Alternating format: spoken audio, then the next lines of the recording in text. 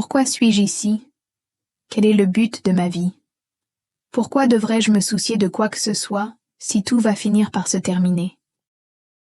Tolstoï n'était pas seulement un écrivain brillant, il était un homme hanté par des questions universelles. Quel est le sens de la vie? Quel est le but de notre existence? Peu importait la renommée, la richesse ou la reconnaissance qu'il accumulait, ces questions le poursuivaient comme des ombres qu'aucun succès ne pouvait effacer. Mais, et si je vous disais qu'après des années de crise et de quête incessante, Tolstoï a trouvé une réponse? Et si cette réponse pouvait transformer votre manière de voir la vie? L'auteur renommé d'œuvres immortelles comme Guerre et paix était un homme dont l'inquiétude allait bien au-delà de l'art. Malgré sa richesse, sa gloire littéraire et une famille aimante, il se sentait prisonnier de questions que peu osaient affronter. Pourquoi suis-je ici? Quel est le but de tout cela? Ces interrogations n'étaient montées pas de simples réflexions passagères, mais des tempêtes qui l'accompagnaient, tissant une toile d'insatisfaction même au milieu des applaudissements de la société. C'est intéressant de noter que beaucoup voient le succès et le bonheur comme des synonymes, mais pour Tolstoï, il ne faisait qu'accentuer le vide. La vie confortable qu'il avait bâtie ne faisait qu'intensifier son malaise. Comment un homme qui semblait avoir tout pouvait-il ressentir qu'il n'avait rien? Tolstoï exprimait ce sentiment dans ses écrits, comparant souvent ses doutes à des ombres obscurcissant chaque rayon de lumière. C'est fascinant de voir à quel point ce genre de questionnement est universel, quelle que soit l'époque ou le contexte. Tout le monde, à un moment ou un autre, se retrouve face au silence de l'existence et à l'absence de réponses évidentes. Vous êtes-vous déjà surpris à contempler un ciel étoilé, en ressentant que son immensité n'apporte pas de réconfort, mais encore plus de questions? Ses pensées allaient au-delà de sa personne, remettant en question la nature même de l'humanité. Tolstoï voyait le monde comme une scène d'hypocrisie, où les gens s'efforcèrent de chercher le bonheur sans jamais en interroger véritablement le sens. Ces réflexions ont semé des graines, qui, plus tard, ont germé en un affrontement direct avec son propre esprit. Mais comment pouvait-il sortir de cet abîme sans réponse? La quête de sens ne faisait que commencer, empruntant des chemins inattendus et transformateurs. À l'âge de 50 ans, Tolstoï a traversé ce qu'il a décrit comme l'une des périodes les plus sombres de sa vie. Une crise existentielle si dévastatrice qu'elle l'a amené à remettre en question la valeur même de continuer à vivre. Ce n'était pas simplement de la tristesse ou de la mélancolie, c'était un nihilisme profond qui l'a poussé à envisager sérieusement le suicide. Dans son essai Ma confession, il raconte avec une honnêteté brutale comment même les choses les plus simples, comme une corde ou une arme, devenèrent pour lui des rappels constants d'une possible évasion. Pour lui, la vie semblait être un cycle interminable d'efforts sans signification, un gouffre de désespoir où chaque réussite perdait son éclat. Ce qui est fascinant dans cette période, c'est la manière dont Tolstoï tentait de rationaliser son angoisse. Il cherchait à comprendre pourquoi, malgré toutes les conditions apparemment favorables, le vide l'envahissait. Ce n'était pas quelque chose qu'il pouvait ignorer ou masquer. Souvent, il se demandait si l'effort humain pour construire une vie significative n'était pas en réalité une illusion fragile et Ce genre de crise peut sembler lointain, mais combien d'entre nous ressentent quelque chose de similaire lors de moments de transition ou face à une insatisfaction inexplicable? Cette descente au fond du gouffre n'a pas marqué la fin de Tolstoï, mais le catalyseur d'une transformation profonde. Il a compris que les réponses qu'il cherchait ne se trouvaient ni dans la richesse, ni dans la renommée, ni dans l'intellect. Il devait aller au-delà, explorer des territoires intérieurs encore inexplorés. Sa crise n'était pas seulement personnelle, mais un miroir pour tous ceux qui cherchent un sens dans un monde qui, parfois, semble indifférent. Et c'est là que son voyage s'intensifie, le poussant à défier non seulement lui-même, mais aussi les fondements de la société dans laquelle il vivait. Dès son plus jeune âge, Tolstoï entretenait une relation tumultueuse avec la religion. Élevé dans une société imprégnée des préceptes du christianisme, il se montrait sceptique, ne trouvant aucun réconfort dans les pratiques de l'Église institutionnelle. Des tragédies personnelles, comme la perte de ses parents durant son enfance, et une série d'expériences révélant les contradictions de la foi organisée, ont contribué à son éloignement. L'Église qu'il observait semblait distante des véritables questions humaines, ce qui l'a conduit à rejeter les réponses dogmatiques face à ses dilemmes existentiels. Ce scepticisme ne l'éloignait pourtant pas de la quête de sens. En réalité, le doute semblait être son moteur. Tolstoï se mit à questionner non seulement les structures religieuses, mais aussi les valeurs sociales souvent confondues avec la foi. Selon lui, bien des gens suivaient la religion par habitude ou par peur, et non par une véritable conviction. Ce regard critique faisait de lui un penseur agité, toujours en quête de quelque chose qui transcende la superficialité. N'avez-vous jamais ressenti que certaines traditions manquent en plus de substance que de forme? Cependant, ce rejet initial du christianisme n'a pas mis un terme à son rapport avec la spiritualité. Bien au contraire, il marquait le début d'une quête encore plus profonde.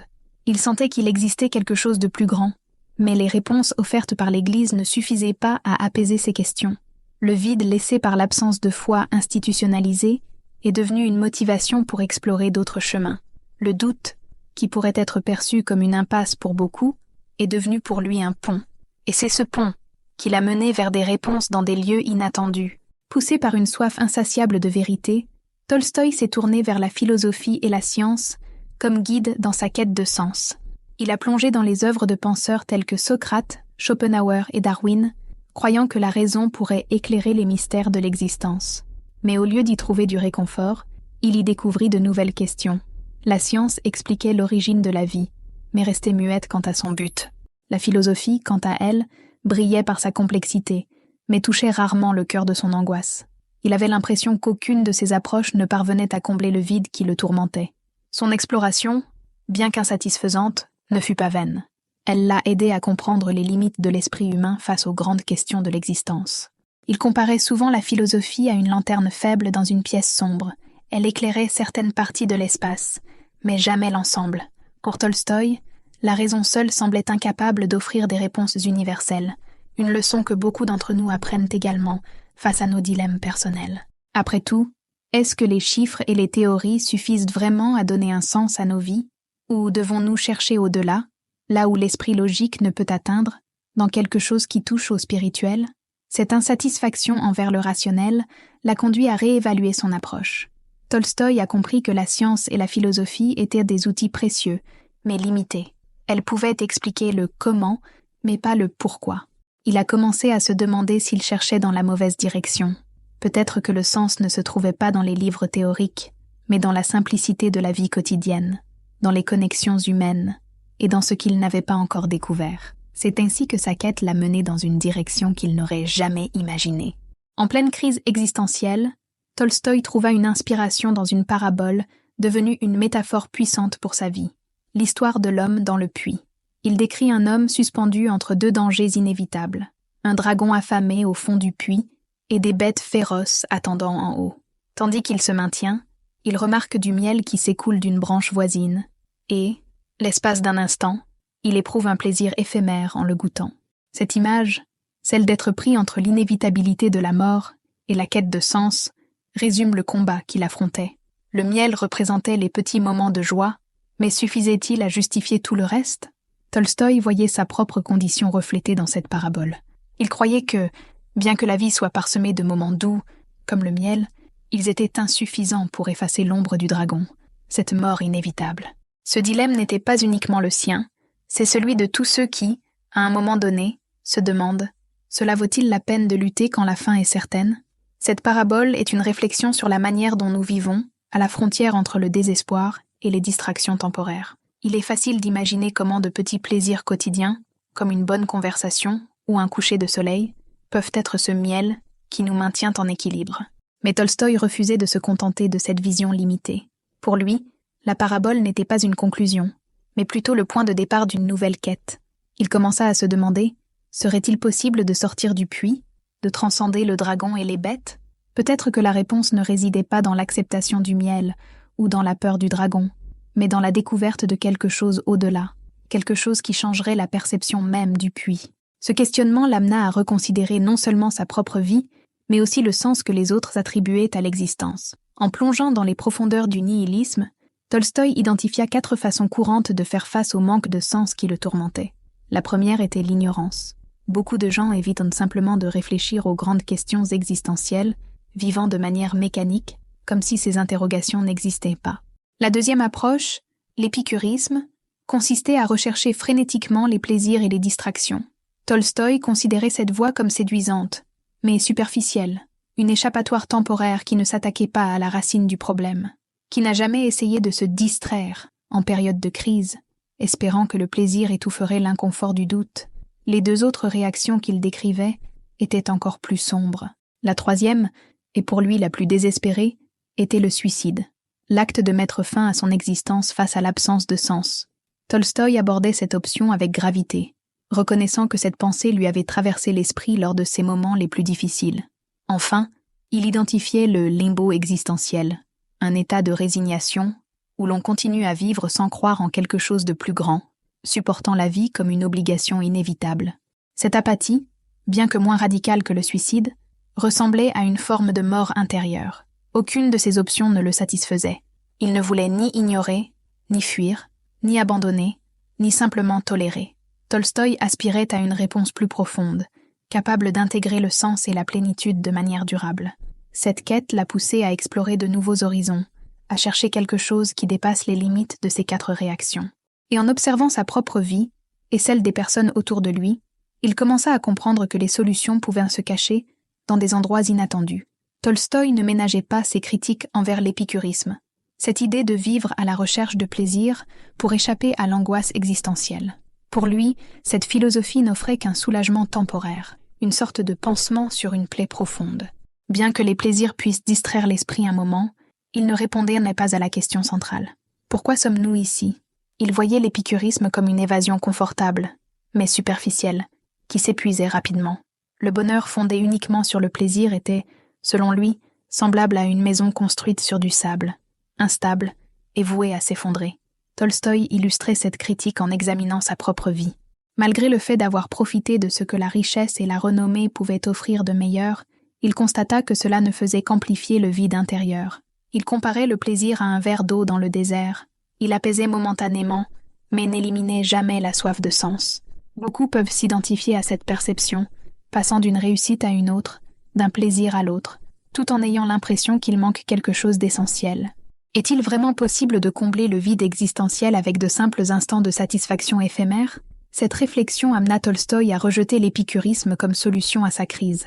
Il comprenait que les plaisirs avaient leur place, mais qu'ils ne pouvaient pas être le centre de l'existence. Il fallait quelque chose de plus profond, de plus durable, quelque chose qui transcende la matérialité et touche à l'essence de l'être. Cette quête, cependant, ne s'arrêtait pas là. En observant au-delà de sa propre expérience, il commença à découvrir d'autres façons de vivre, capables d'offrir des réponses plus complètes et peut-être plus significatives. Au cours de sa quête de réponses, Tolstoï trouva une source d'inspiration inattendue, les paysans. Il remarqua que, malgré leur vie difficile et des conditions souvent précaires, ils semblaient vivre avec un sens du but et une résilience qui contrastaient fortement avec sa propre crise existentielle. Leur secret, selon lui, résidait dans une foi simple et sincère qui imprégnait leur quotidien. Cette foi n'était pas fondée sur des arguments théologiques complexes ou des philosophies sophistiquées, mais sur une connexion pratique et directe avec quelque chose de plus grand. Tolstoï commença à réaliser que peut-être le sens de la vie était plus proche qu'il ne l'imaginait. L'humilité des paysans révéla à Tolstoï une vérité troublante. La quête de sens pourrait davantage relever de l'expérience vécue que du raisonnement intellectuel. Alors que Tolstoï se perdait dans les livres et les théories, les paysans trouvaient un but dans leur routine et leur foi. Ils montraient que, même au milieu des épreuves de la vie, il était possible de ressentir de la gratitude et de l'espoir. Cela le poussa à réfléchir sur le fait que les personnes les plus simples semblaient mieux affronter les questions existentielles que celles qui avaient tout à leur disposition. N'est-il pas curieux de constater que, souvent, les réponses les plus profondes viennent de lieux inattendus ? Cette influence marqua un tournant dans sa quête. Tolstoï commença à se demander si son approche intellectuelle de la vie n'obscurcissait pas des vérités plus accessibles, mais aussi plus authentiques. La foi des paysans ne faisait pas seulement intriguer Tolstoï, elle commençait à lui offrir une nouvelle voie. Il ne voyait pas cela comme une solution immédiate, mais comme une lueur d'espoir dans sa recherche de sens. Toutefois, un défi restait. Comment concilier cette foi pratique avec son esprit analytique ? Après des années de quête, Tolstoï arriva à une conclusion décisive. La raison, à elle seule, ne pouvait offrir des réponses complètes sur le sens de la vie. Il réalisa que s'appuyer exclusivement sur la logique, c'était comme tenter de décrire le goût d'un fruit uniquement en l'observant. Bien que la raison soit un outil précieux, elle ne pouvait atteindre les aspects les plus profonds et mystérieux de l'existence. C'était comme essayer de traduire en mots quelque chose qui ne peut être qu'éprouvé. Combien de fois avons-nous vécu des situations où nous savons qu'une chose est vraie, même sans pouvoir l'expliquer clairement ? Ce rejet de la raison comme unique réponse ne signifiait pas un mépris pour l'intellect, mais plutôt une reconnaissance de ses limites. Tolstoï conclut que, pour comprendre le but de la vie, Il fallait ouvrir son esprit à des dimensions qui transcendèrent le rationnel, telles que la foi, l'intuition et les expériences subjectives. Il trouva une inspiration dans la simplicité des personnes qui vivaient selon des croyances dépassant le tangible. Pour Tolstoï, ces personnes manifestaient une sagesse que la raison seule ne pouvait atteindre, une manière de voir le monde qui relevait moins de la compréhension que de l'acceptation. Cet éclair de lucidité marqua une rupture dans le parcours de Tolstoï. Il commença à accepter l'idée que le sens de la vie ne devait pas nécessairement être expliqué, mais vécu. En abandonnant son obsession pour la logique et en s'ouvrant à la possibilité du transcendant, Tolstoï fit un pas vers une compréhension plus vaste et intégrée. Cependant, ce processus n'était pas simple. Il devait encore découvrir comment intégrer cette nouvelle vision dans sa manière de vivre. C'est à travers cette quête qu'il commença à façonner la transformation qui allait définir les dernières années de sa vie. La transformation de Tolstoï prit forme lorsqu'il décida d'embrasser la foi, comme réponse à ses tourments. Il ne s'agissait pas d'une foi aveugle ou imposée, mais d'un choix conscient, ancré dans sa quête d'un absolu plus grand.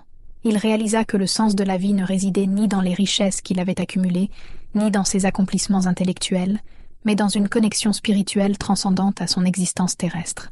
La foi lui offrit un sentiment d'appartenance et de but que la raison ne pouvait jamais lui procurer.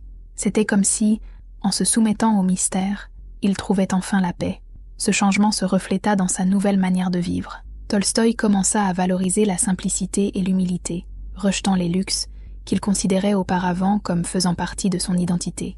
Il adopta également une attitude plus active envers l'altruisme, se consacrant aux autres comme une expression de sa spiritualité renouvelée. La foi lui enseigna que le véritable sens de la vie résidait dans le service et l'amour, et non dans l'accumulation ou la recherche de reconnaissance. Pour beaucoup, ce chemin semblait radical, mais pour lui, il était libérateur. Après tout, combien de fois la vie nous invite-t-elle à nous détacher de ce que nous croyons essentiel? Cependant, cette transformation ne fut ni linéaire, ni exempte de conflits. Tolstoï dut lutter pour concilier sa nouvelle vision avec les attentes sociales, voire avec celles de sa propre famille. Mais il resta fidèle à son objectif, utilisant la foi comme guide pour traverser ces tensions. Cette foi ne façonna pas seulement son mode de vie, mais devint également le noyau de son héritage, inspirant d'autres à remettre en question et redéfinir ce qui importe réellement dans l'existence humaine. Pourtant, son voyage n'était pas terminé. La simplicité qu'il recherchait devait être plus qu'un choix philosophique. Elle devait être incarnée. Après sa transformation spirituelle, Tolstoï choisit un mode de vie simple et modeste, rompant avec les privilèges et les luxes qui l'entouraient auparavant. Il considérait que la simplicité n'était pas seulement un choix esthétique, mais une manière de s'aligner avec l'essence de la vie. En renonçant aux biens matériels, Tolstoï commença à vivre d'une manière qui reflétait sa nouvelle philosophie. Moins de consommation, plus de connexions humaines et un engagement constant envers l'altruisme. Pour lui, l'excès n'était qu'un obstacle au véritable but de l'existence, une distraction qui obscurcissait la clarté de l'âme. Ce changement ne fut pas seulement théorique, mais profondément pratique. Tolstoï s'adonnait à des tâches simples, comme cultiver la terre, convaincu que le travail manuel reliait l'être humain à la réalité. Il consacra également son temps et ses ressources à aider les plus démunis, montrant que la simplicité était intrinsèquement liée au service. Il est impossible d'ignorer le contraste entre sa nouvelle vie et les luxes qu'il avait autrefois savourés. Ce choix inspira beaucoup et en défia d'autres, soulevant des questions sur les valeurs prédominantes de la société. En fin de compte, combien de choses que nous jugeons indispensables nous rapprochent vraiment d'une vie pleine de sens? Malgré les difficultés auxquelles il fut confronté, notamment les conflits avec sa famille, qui ne comprenait pas toujours ses choix, Tolstoï resta fidèle à son idéal. Pour lui, la simplicité n'était pas un sacrifice, mais un soulagement, une manière de vivre en harmonie avec ce qui comptait vraiment. Sa nouvelle vie était une expression pratique de sa philosophie et une réponse à la crise qui l'avait tant hanté. Pourtant, son chemin n'était pas entièrement résolu. Il demeurait une quête vivante, guidée par sa foi et son dévouement envers les autres. Tolstoï s'éteignit à l'âge de 82 ans, mais sa quête de sens laissa un héritage qui continue d'inspirer des générations.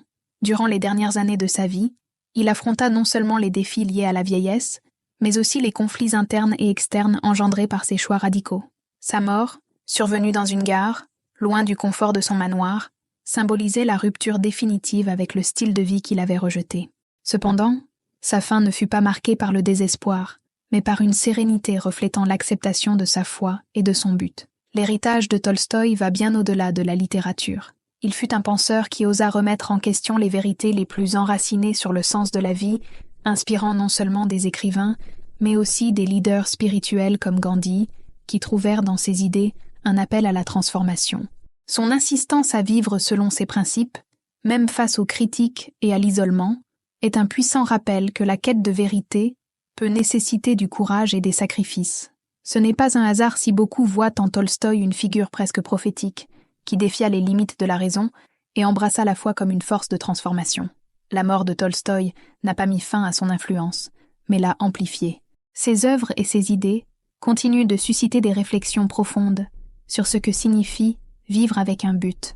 Il montra que, malgré les difficultés et les incertitudes, il est possible de trouver du sens au milieu du chaos.